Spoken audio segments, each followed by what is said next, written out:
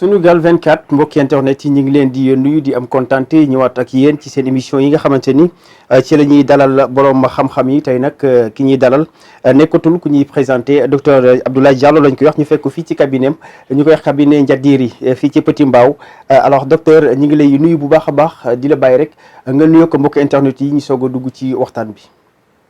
أعوذ بالله من الشيطان الرجيم بسم الله الرحمن الرحيم اللهم صل على سيدنا محمد سيد الأولين اللهم صل على سيدنا محمد سيد الآخرين اللهم صل على سيدنا محمد في الأولين اللهم صل على سيدنا محمد في الآخرين اللهم صل على سيدنا محمد في الملأ الأعلى إلى يوم الدين man rectificatif duma docteur Abdoulaye Diallo tout court Abdoulaye Diallo mu Serigne Touba point docteur yi may naa ko ñuy def médecine moderne. alors docteur Abdoulaye Diallo mu Serigne Touba kon noonu laa koy waxee ñu daal di dugg ci waxtaan bi fi ñu koy doore rek mooy ñu dem ci relation yi nga xamante ni am nga ko ak américains yi ak ñi nga yeneen état yi nga xamante ni ñu ngi ci adduna bi rawatina tamit fii ci Afrique donc bëggoon nañu ñëw tuuti nga wax ñu ci yan relation nga am ak ñi nga xamante ni ñoom ñooy américains yi. su ma sañoon duñ ci xuus duñ ci ñëw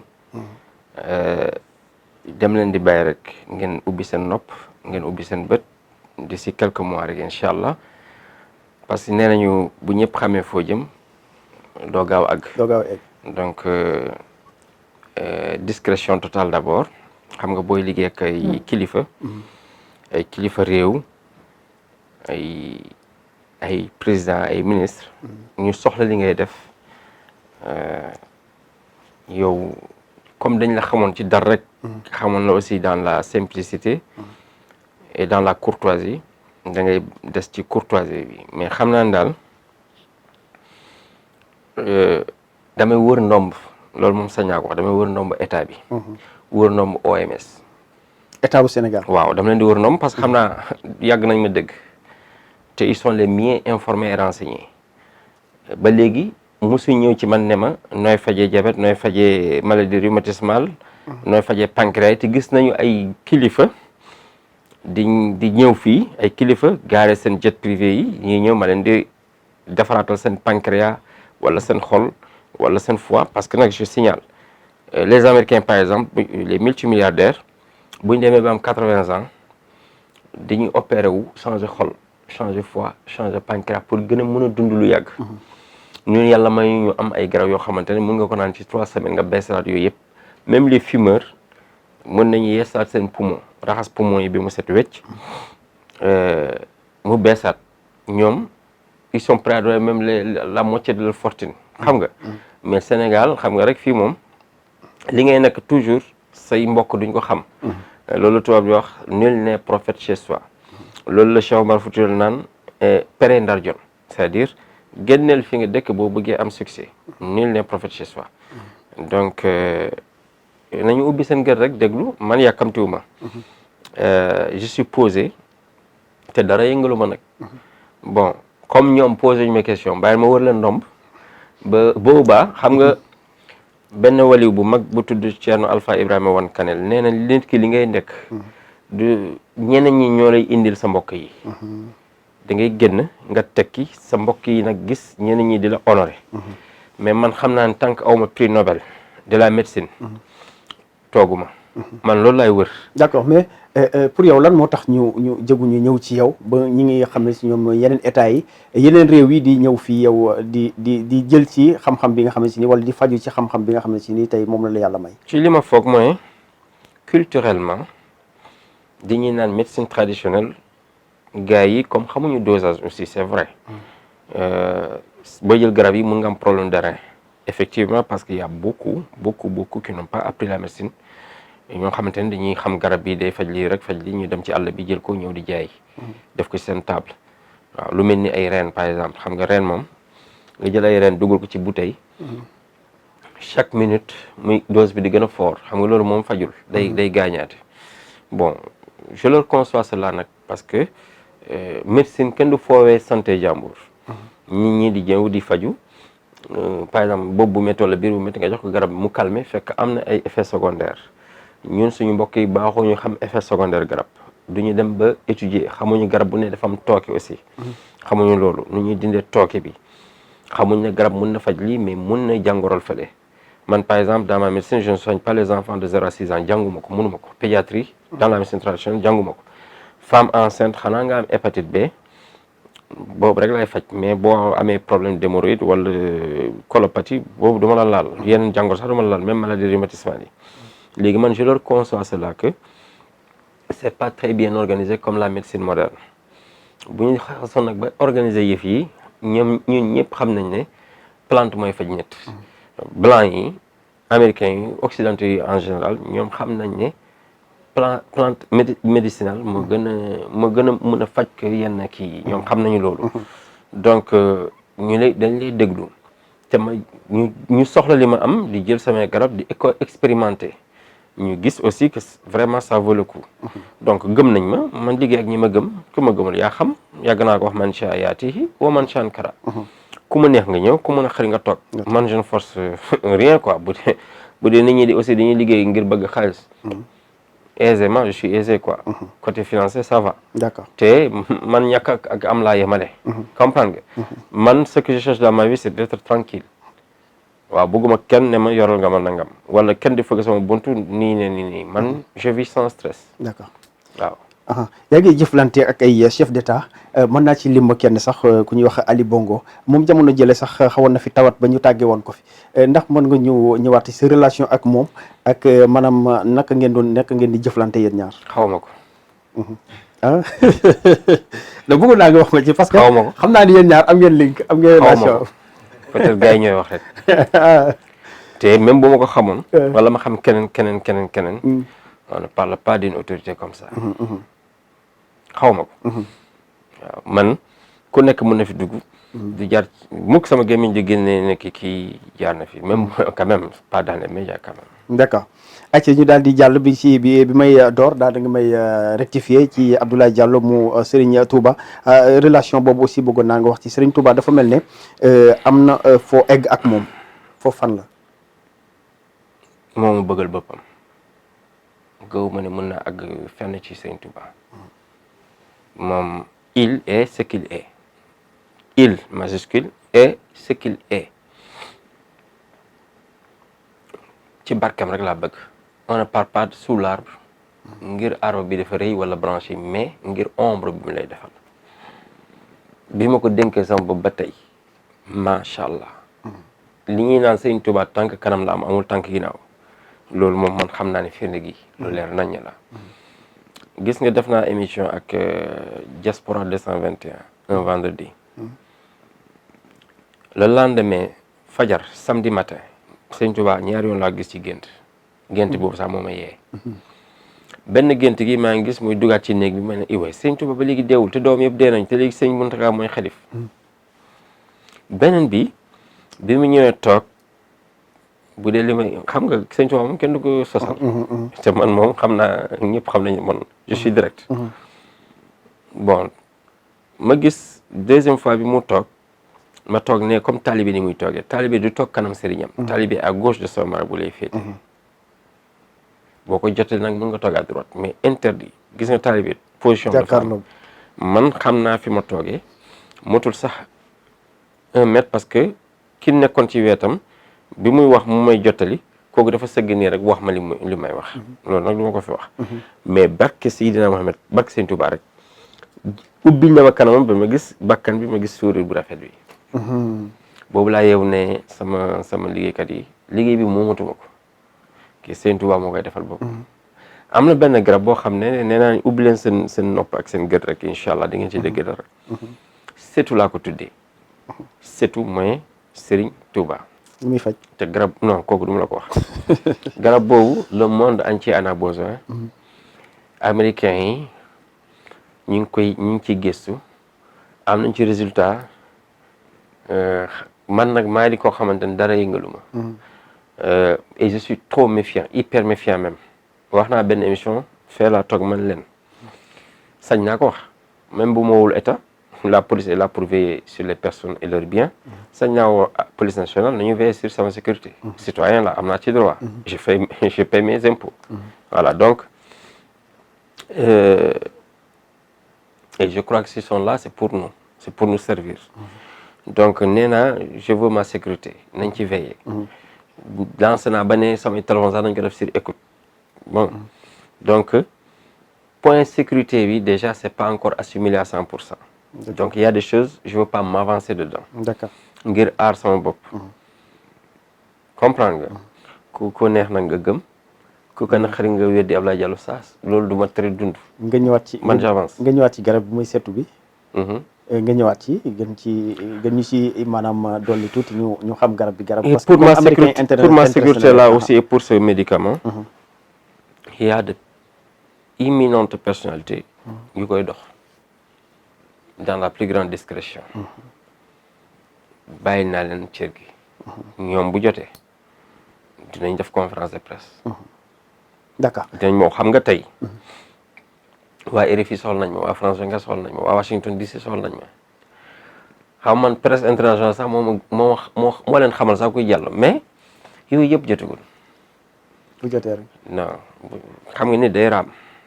lan ngay xaar lan. même islam fi ngay dem ba àgg yàlla ay degré la. tawbatan nasuha istiqama taqwa siddiq lixlaas tumaminatu muraqab mashhad maarifatu bàyyi leen rek maraam. mais yooyu yëpp mi ngi ñëw comme ni nga ko cité léegi mais lan ngay xaar. lu jot yomb ma ne la Seydina Mohamed bu mu juddoo ñëpp xam nañ ne moom mooy rasulullah. mais jotagul mission bi tant que amul 40 ans. 40 ans donc yëf yi lu nekk ak appam. d'accord moi je suis pas pressé inna allaha ma'a as-sabirin Dieu avec les patients. man xam naa fi ma jëm. xam nga mos naa leen wax ci benn émission incha allah tant que gisuma nit ñi di jël rendez-vous 1 mois avant. doog maa gis. commencé gul donc actuellement commencé gul. Abdoulaye Diallo dañu gis benn comportement ci yow da nga gaaw a tàng nit bu gaaw a tàng donte li ngay recevoir ci ay nit bëri na trop dañ fiy gis lu toll ci ay 200 personnes ñëw fii di la bëgg a gis ci benn journée mais dañuy gis que ni yow da ngay tàng kooku Abdoulaye Diallo la wala dafa am leneen loo xam ne si ni dafa nekk. boo nee nag dama gaaw a tàng boole aussi je suis accueillant aussi. waaw accueillant bi moom waaw ñëpp xam nañ ko waaye nag léeg-léeg moom dafa mel ne dafa am leneen luy nekk ci yow. mais jeex na tontu nga sa bopp. loolu lan la expliquer ñu xam. parce que nit dina fi ñëw peut gis comportement boobu du comprendre. mais xam naa ne daal soo expliquer dina comprendre. moom xam naa ne daal amul kenn ku fi ñëw di faju ma xool la. gisuma la yàlla laay gis ci yow. te su may commencé liggéey su ma wàccee ci escalier bi di nuyoonteeg patients yi damay naan ñëw leen ngir yàlla bi ne ci man ma gis yàlla bi ne ci yéen moo tax je ne reconnais même pas les patients mun nga fi ñëw 3 fois. du ma la xamee y a une certaine femme qui a beaucoup d'estime pour moi elle s'appelle Seynabou Aka. une femme excellente. ndeysaan je crois que moom rek laa mos a woon sax sama chambre à coucher parce que décoratrice la. mos na fa dugg ndeysaan pour mu xoolal ma koy laaj naka la may décorer sama mosquée d'abord. parce que j'ai une mosquée dans ma chambre. léegi ñëw na fi 3 fois xamewu ma ko. et c'est une femme qui ku gëm li may def. mais c'est à la 4e fois qu'on est devenus de grands amis inchallah et puis ses frères sont devenus mes frères sa famille est devenue ma famille. xam nga ku nekk aussi xam nga bu yàlla booy dem ci moom boo yóbbee pot bi da ngay tànk. boo indee verre ngay tànk boo yóbbee barigo tànk barigo. nit ki loo mel noonu laay rafetee mosoon naa tuubal benn tubaab au Gabon ma koy traduire benn jour mu ne ma. Thierno tu es bizarre ma ne ko lan la mu ne ma tantôt tu es brun tantôt clair tantôt noir tantôt tu es excellent accueillant tantôt tu es nerveux tantôt da nga tabe tantôt nanga mu wax tantôt plus de 40 secondes muy wax rek mu ne ma vraiment tu es bizarre ma ne ko justement parce que Dieu est bizarre. loolu mooy réponse bi nga may jox ah. waaw parce que Dieu est bizarre maanaam. waaw nitu yàlla noonu lay demee. yàlla du yàlla la. mais fii mu tudd fi Allah fii mu tudd fi Rahman fii Rahim fii Malik fii Quddus fii Salaam fii Mu'min fii Muhaymin fii Aziz fii Jabbar fii Mutakabir fii gën a yéeme mu ne fii moom mooy Hayyu fii moom mooy Mumitu xam nga mu nekk sa xarit mu dof loola mu nekk sa xarit mu feebar loola mu nekk sa xarit mu rey la taggu la bon quand tu es un homme de Dieu c'est comme ça. fa lawla ahbabtuhu kuntuhu su ma bëggee sama jaam bi dama koy nekkaat yow mënoo nekk yàlla mais sa lépp yàlla la. xam nga. donc ça c'est-à-dire il y a des gens qui ne savent pas ñoo xamante ne xamuñu sama naqadi. mais boo ñëwee di ma won la dara nga man je te montre que non c'est toi qui as besoin de moi c'est simple. D'accord. da ngay ñëw rek humblement ma recevoir la humblement. boo ñëwee nag di ma won ne que tu es DG de quelque chose ou bien tu es ministre de quelque chose je te montre que moi je suis ministre de Dieu. Tu es ministre de Macky Sall, tu es ministre de Ali Bongo, tu es ministre de Alassane Dramane Ouattara. Moi, je suis ministre de Dieu. Et je crois être ministre de Dieu et même plus noble qu'être président de la République. Inni ja'ilun fil ardi khalifatan. Yallah, il a envoyé ses lieutenants sur terre. Être un lieutenant de Dieu, c'est mieux qu'être un président des États-Unis. Man, dama gëm sama bopp. D'accord. waaw man du ma suufee sama bopp aussi. D'accord. Abdoulaye Diallo bëggoon naa aussi ñu wax ci ay résultats mën naa ko tuddee noonu muy ay vidéo yoo xam ne si ni mi ngi ci net bi muy ñoo xam ne da nga leen a faj ñi mënuñu woon wax ñi ngi wax ñi nga xam ne si ni mënuñu woon dox ñi ngi dox mu nekk kéemtaan bu doy waar ndax mën nga ñëwal ci mbir yooyu ñu xam ci as tuut. Franchement xaw ma sax. non je te dis la vérité. ku nekk ak résultat am mais ku nekk xaw ma sax ban garab laa la jox si ji nit mënul dara nee naa la suñu ay commencé may naan ñëw leen gis yàlla bi ne ci man ma gis yàlla bi ne ci yéen yàlla mooy def affaire am man faj laa mën waaye wérale yàlla moo koy def. waaw mais nag bëgg naa nga expliquer affaire de Dieu man du ma ci dox c'est-à-dire mbiram capacité am pouvoir am mënuma ci wax ni wala la kooku moom moo ko moomal boppam.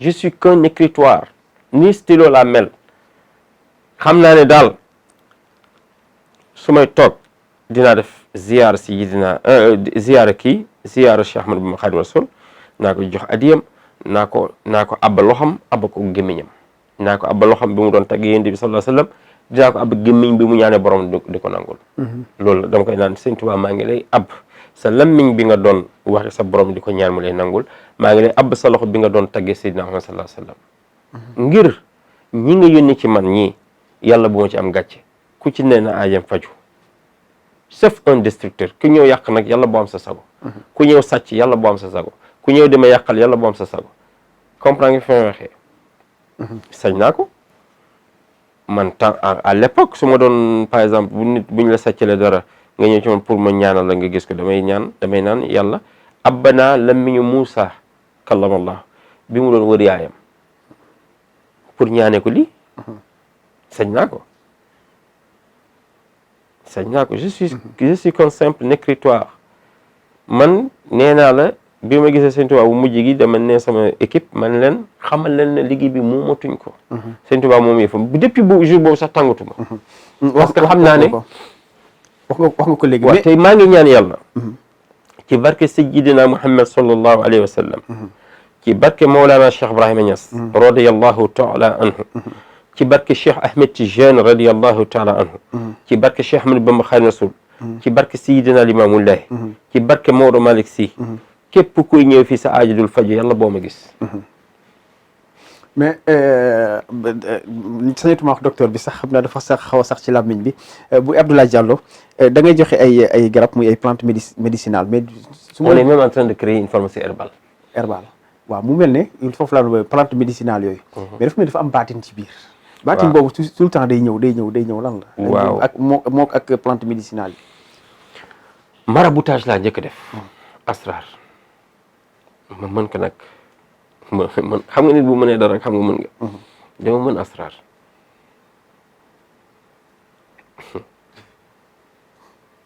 mooy yi gars yi di def nii billaay mën na asrar te ma mën tur yàlla xam tur yàlla asrar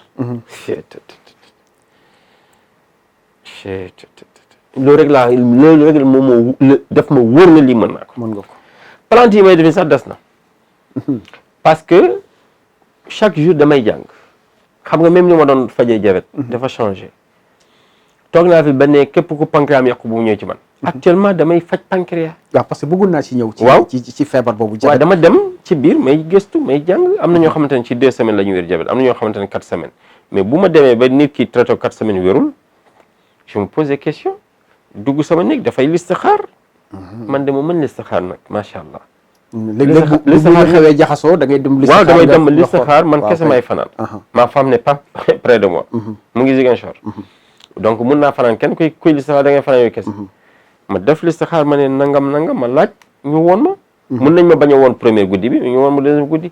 je signale que képp ku listixaar boo defee 8 heures boo tëjee gee benn rakkaay bi doo gis kooku moom gaggante wu ñu bëri foofu. dama listixaar ma gis nangam ma def. xam nga donc chaque jour da ngay yokku. xam nga par exemple même garab diabète bi boo koy jël les 2 premières semaines sa sucre day yokku. day yokku waaw. boo jëlee sama garab diabète. garab bi du nëbb suukar day génne suukar mais effectivement buy génne suukar garab bi day dugg ci mbuu bi dugg ci yàpp bi muscle yi dugg ci veine yi dugg ci yax yi di génne suukar donc ébullition lay doon même boo amee 6 grammes doo am benn malaise c'est contradictoire même loolu moo ci kii bi alors que état normal boo amee 3 grammes doo mën a dox mais da ngay dem ba 6 grammes mën nga sax dem ba 8 grammes dara du la jot. mais après parce que loolu dafa mel ni rek fourrir. ataaya bi ngay def muus bi loolu dong la. après mu deñ ba set. mais day dem à partir de semaine courbe bi day ascendante. léegi am na ñoo xamante ne bu ñu defee 10 ans de diabète il faut 2 mois de traitement soo paree deuxième mois bi la plupart damay naan fayal diabète deuxième mois ak traitement pancréas yi. ma régénérer la sa pancréas. d'accord fii ku fi bëgg gudd fan kay incha allah ñëwoon rek ma raxasal la sa xor raxasal la sa foie. en tout cas diabète moom nekk na feebar boo xam ne si nii sonal na askan bu baax a baax. kii daan na ma poser question ci diabète. waaw sur Sud FM. de Ziguinchor. ma ne képp ku ne mën na fa diabète day fen. te boo fajagoo ko woon boobu. non boobu maa ngi ci recherche yi parce que xam naa man lim ma jaral. Sénégalais bu loolu di jaral yombut. di dépenser ay trentaine de millions pour recherche. pour recherche. ils ont cette culture là. du yomb. ils n'ont pas cette culture. yombul. man est-ce que tu sais même mais de traite diabète bi may def 50 000 dans le mois là est-ce que tu sais que je perds 26 000. je perds 26 000. te doon ko def. waaw dimbali non parce que xam naa dans un an. dafa am lu ma soxla. jaral na ma may dépenser 26 000. d'accord. par personne bu yeboo ñu nekk 50 personnes par jour. d'accord mais dafa am lu ma soxla loo xamante ni j'en aurai des milliards su ma demee ba créer sama laboratoire. tuddee ko Sëñ Touba c'est tout. wala tuddee ko Touba tout court comme Sanofi comme Pfizer. ma créer sama laboratoire. wala gisoo déjà les Américains sont prêts à me donner des multimillions de dollars. pour nga def laboratoire pour recherche yi ngay def ak yu mel noonu. lu tax ñu génne ci OMS. point d'interrogation. vous allez comprendre après. waaw loolu moom xam naa ni dinañ ci gën a ñëw nga yaatal ko. dinañ comprendre après fekk affaire yi gën a kii nga gën ci mën a wax. ma ne. kenn soxlatul di dem extérieur di faju ji. lépp ngi fi. ça je le dis à l'État. ku fi feebar mu doon problème nag diabétique. mu doon problème prostate. bu ñeew bi bu tàng bi buy sawla lu bëri bi bu tëju bi bu am góom bi sauf bu am xeer bi boobu mënuma ko opération rek ngay def mu deñ bul demati extérieur ñëw ma faj la. te traitement lay nekk. xoolal par exemple les gars qui n'arrivent pas à faire d'enfants qui ont des problèmes de sperme. soit que nga am nécrospermie soit que nga am azoospermie soit que nga am asténospermie soit que nga am oligospermie soit que nga am téranospermie soit que nga am hypospermie soit que nga am hyperspermie. munoo wér fudul fii. yow rek yaa koy faj. non mais xam nga lu tax dafa am la koy indi li koy indi feebar boobu amul dans le vocabulaire français. on soigne le mal à la racine. man loolu laay njëkk a traité képp ku ko am sax boo seetloo. sa deret day tàng. tàngoor deret boobu il faut ñu faj ko. et la plupart ñoom dañuy bëgg lekk gerte. je les interdis cela. gerte yi poison la si ñoom. jën yu bëri poison la si ñoom. xorom guddi poison la si ñoom. man damay traité loolu en 3 semaines d'abord ma doog a jublu. ci feebar bi. ci feebar bi. d'accord mais yow say traitement ni ngay fajee daanaka lépp biir bi la yow garab yi ngay joxe yëpp da nga naan da ngay raxas biir bi dafa mel ne biir moom nekk na loo xam ne si nii lu daanaka lu bëri fa lay jaar pour mën a dal nit ki. yow sa bopp bu méttee sax garab ngay naan. comprimé bi ngay naan. ci biir bi la jëm. biir mooy nit c'est la machine. xam nga par exemple feebar bu ñu mel ni colopathie. je rappelle encore am na ñu fi ñëw le 23 avril le 24 avril képp ku fi ñëw ñu jël garabu colopathie ñëwaatal ñu jox la gratuitement le médicament parce que man sama médicament dafa jeexoon ma jël ko feneen foofu laa xam ne sama médicament dafa am barke mooy lépp. même médicament bi la mais sa effet yi bokkuñu. kenn biiram daw ci. te dafa war a daw. déjà ñu bëri ñëw nañ nag déjà parce que dafa naaw ci benn émission donc ñu bëri ñëw nañ je crois même j'avais pris les numéros de téléphone ñu woo leen kenn par kenn donc bëriwuñu. mais peut-être des na ay vingtaine de personnes et je veux pas que on salisse mon travail aussi ah. mais cat day am ci lépp. parce que boo yàlla dalay woon toujours boppam boo nee fii maa fi mën rek mu woon la boppam. léegi et ce jour là dama yéegoon ci kaw parce que kër gi day fees ba ci kaw fees. j'avais vu des gens là man leen kolopati ma ne tey lay jeex xam nga cat. jelaal bu ñëwee rek da ngay xam. léegi xoolal kolopati que ça soit chronique fonctionnel benn yoon laa lay jox garab yi nga naan ko c'est fini. alors que médecine moderne mënuñ ko faj dañ leen naan régime à vie. régime à vie lañ lay wax. léegi biir boo amee colopathie par exemple. xam nga mun nga ko bañ a xam mais boo yenn lekk yi sax doo ko ñemee lekk. biir bu tilimee da lay jox reflux gastrique. biir bu tilimee da lay jox bopp bu métti. biir bu tilimee da lay jox bët yu lëndëm. biir bu tilimee da lay jox hémorroïde. biir bu tilimee da lay jox ulcère. biir bu tilimee da lay jox rétrécissement sexuel sa sexe day dem di gën a ndaw. biir bu tilimee da lay jox éjaculation précoce. biir bu tilimee da lay jox faiblesse sexuelle. biir bu tilimee da lay jox impuissance sexuelle bu yàggee parce que yii yëpp bokkul. éjaculation faciale wala précoce faiblesse sexuelle impuissance sexuelle bu nekk ak garabam. man dama koy traité nga revenir jusqu'à tes 18 ans du ma joxe garab yooyu aphrodisiaque yooyu nga xam ne. day dox tey bu subaa waaw non man je traite ça convenablement déjà c'est en 2 semaines première semaine dama lay naan sax bul def rapport parce que tu vas rien sentir. biir bu tilim day joxe tànk yu tàng. biir bu tilim bu yàggee da lay jox problème de dos. biir bu tilim bi problème dos yi bu ñëwee mun nga am problème hernie discale.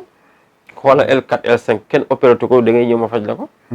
ben oui moi c'est des pharmaciens des docteurs des médecins que je traite man docteur yi la. yaay faj docteur waaw yow même sëriñ yenn sëriñ yi may seen sëriñ agent yi may seen sëriñ ku fi tëju boo bëggee tijjeeku man ngay ñëw. kon ma jox la léegi tur booy wér da nga ubbeeku même bu la sëriñ tekku woon.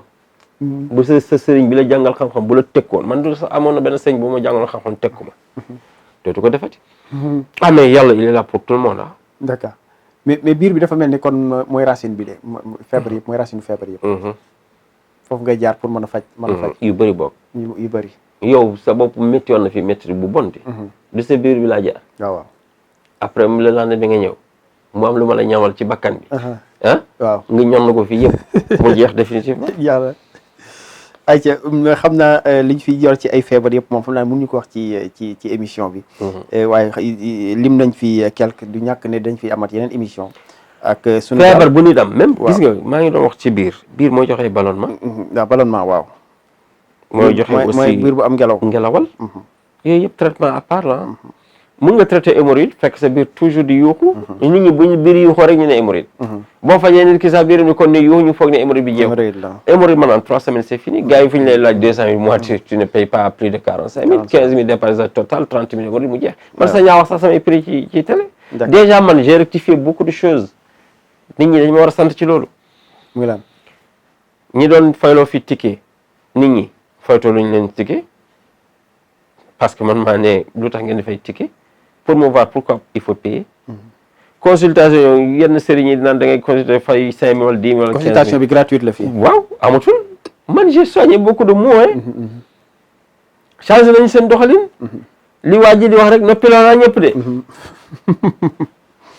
dañuy def léegi ay tir groupé sax di ma tir waaye mënuñu man tous tar fati ay di mënuñ ko ci man du ma takk dara du ma diwa sax saafara man ci sa yàlla moo ma fal lu may ragal yàlla fal ma Sëñ Touba seede ma man may ragal d'accord comprendre nga donc j'ai rectifié beaucoup de mots dama ne nit boo amee soxla di daan di ñaanu ji mais jëlal au lieu ñu lay fay dafay looy 100 000 200 000 mënoo jël 10 000 rek nga dem léegi ci benn daara nga togg laax bu rafet bu neex nga jox ko ndongo daara yi ñu lekk ci ñu ñaanal ci lay gën a gaawti wala nga dem sa yaay nga jox ko 100 000 bi day kontaan jaru mu lay ñaanal ndey man gëwuma ñaanu wayjur gëwuma loolu amul kenn ku fi judd yaa am ñaanul yàlla nga nekk président de la république ngay jàngi mu ne waaye sama doom yàlla nga doon ministre est-ce que ñaan boobu nangu na ñaata dooma fi feebar seen yaay dina ñaan yàlla nañu wér loolu wéral na leen il faut ñu jaar ci médecin bi de donc man li ma gëm mooy nit ki liggéeyal waajuram loo am jox sa waajur balaa ngaa solal sa jabar lu rafet sa yaay nga sol lu rafet balaa ngaa def climatiseur yoog sa jabar ngeen di ci ëpp di baneexu lu tax sa yaay amul climatiseur. des millions lu tax sa yaay di tëdd ci lalu 40 000 balaa ngaa lekk ay dibi guddi espèce d'incapable lu tax sa yaay di reere sombi yow tu es en train de te maudire sans le savoir. man dama am ngërëmal waajur kooku tu peux aller questionner mes parents ils sont en vie nga laaj leen comprends nga c'est-à-dire j'ai sacrifié toute ma vie pour ma mère bugguma sax wax comprends nga d'accord su ma ci wax rek sama xol day tooy d'accord comprendre ñett yëf ñoo may jooyloo su ma toogee di xalaat ci Sëñ Tuubaa rek damay jooy wala di wax ci moom il suffit 10 secondes rek damay jooy sama yaay bu may wax ci moom 10 secondes damay jooy Abdourahmane Soudès imam Makka buy jàng alxuraan 10 secondes damay jooy kenn mënoo jàng alxuraan ba mu neex ma ku du Soudès kooku yàlla moo ko def sañ naa wax loolu nag comprends nga nit aussi mënul am dara bu mu fees sama bët mënul am benn pouvoir yow gis nga ay photo ay kilifa dañ fiy ñëw loolu dara non mais nga nekk kilifa yàlla moo ma gënal lu ne comprends nga man su ma yeew di recevoir un appel de Serigne Mourtala bu Serigne Fallou appel boobu rek doy na ma soxlootuma appelu keneen doomu Serigne Fallou di ma woo di ma nemmeeku ban appel yow boo ma woowee sax doo ma jot appel boobu rek doy na yéen dara mënatu la impressionné voilà am na solo donc c'est un peu ça j'ai révolutionné c'est le mot qu'ils ont l'habitude de me poser ñoom ak ñoom Ignace Ndeye ñoom ak ñoom Bodian vous avez révolutionné la médecine xoolal ñoom li ñu gëm sax ay grand boobu la yow nga def man je m'habille comme je veux def li ma gëm laay def je triche pas je suis comme ça boo ñëwee indil ba feebar bu ma xamul la naan mënuma ko aw ma ci sax gàcc est-ce que je suis censé connaître tout est-ce que je suis censé pouvoir soigner n'importe qui mun naa la faj sa hémorroïde mu wér mais keneen ki ñëw mënuma faj hémorroïde am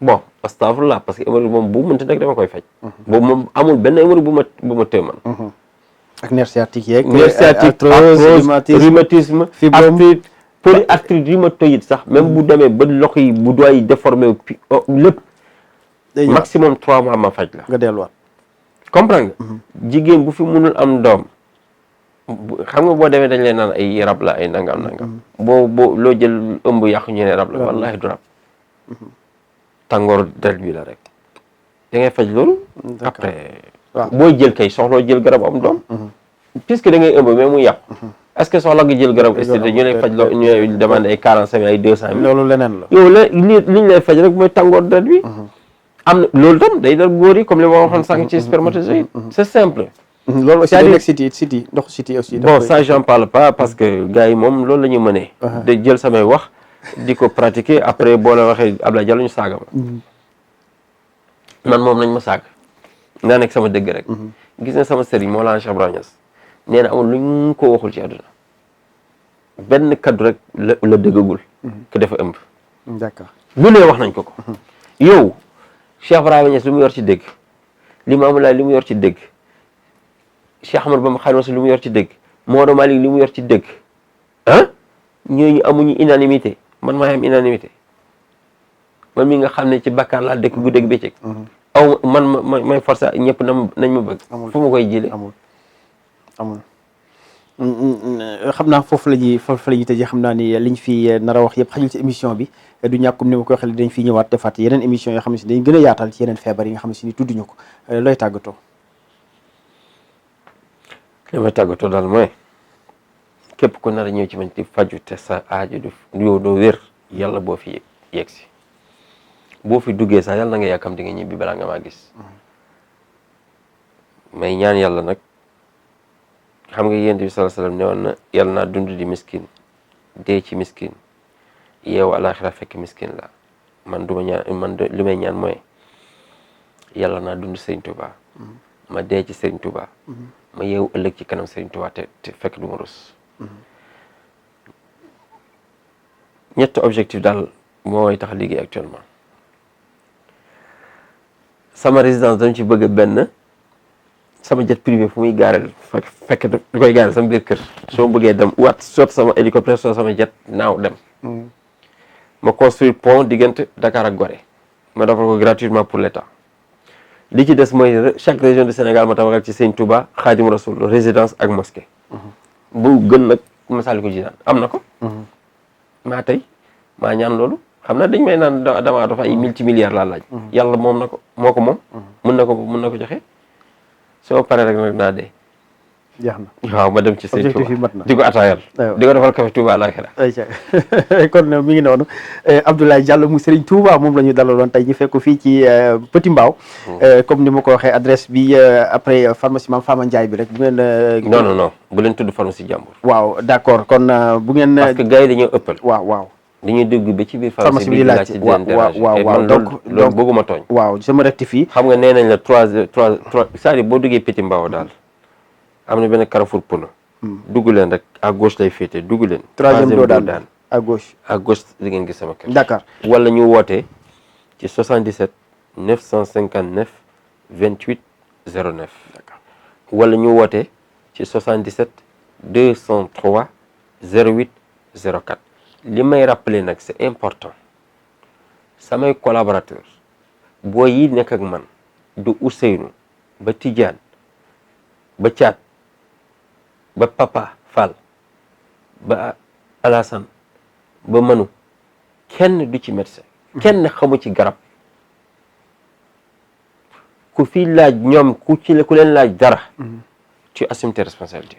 d'accord leer na te koo leen ci yónnee xaalis mu jox leen garab yéen xam ku jaarul ci man jot sama ordonnance fu ma visé def sama cachet loola dal yokk sa bopp samay collaborateur kenn jàngu ci médecine dama leen woo sama wet pour ñii dama jëlal téléphone ñii di tontu message ñii dama joxal garab yi ñuy expliquer mode d'emploi la ñu xam ni ñu koy expliquer jeex na waaye xamuñu posologie xamuñu dara ci garab yi. acca docteur Abdoulaye Diallo Sunugal 24 point net mi ngi lay jaajëfal bu baax. Merci.